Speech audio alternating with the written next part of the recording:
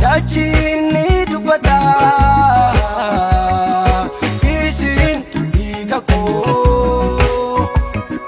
Dachini dubata nufjir gafrako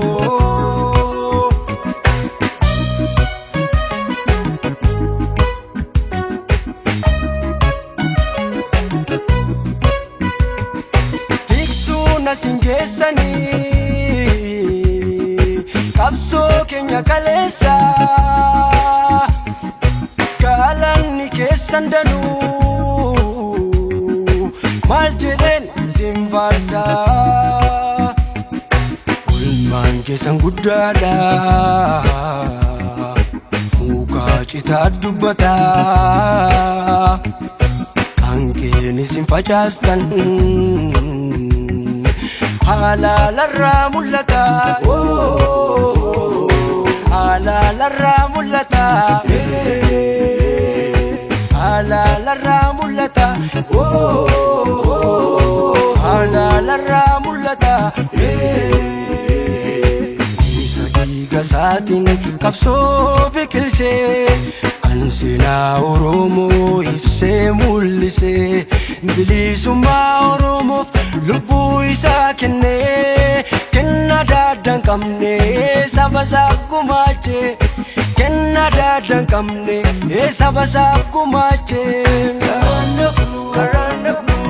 gangalla anin kufnu fitamba karanafnu gangalla anin kufnu fitamba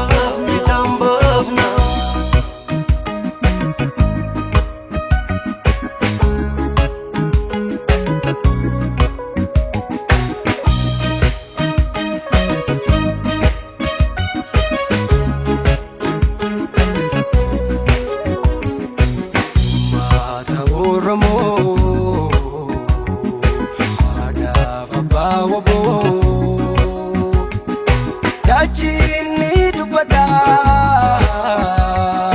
isin igako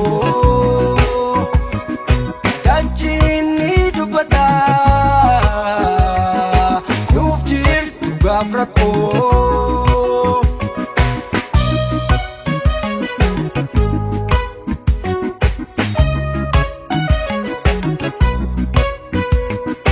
kapso kulkulti ake kaganama eba ke nurra jira nun arguanti ama kinna dubanne finne nurra qabdu galata kalani kesan cima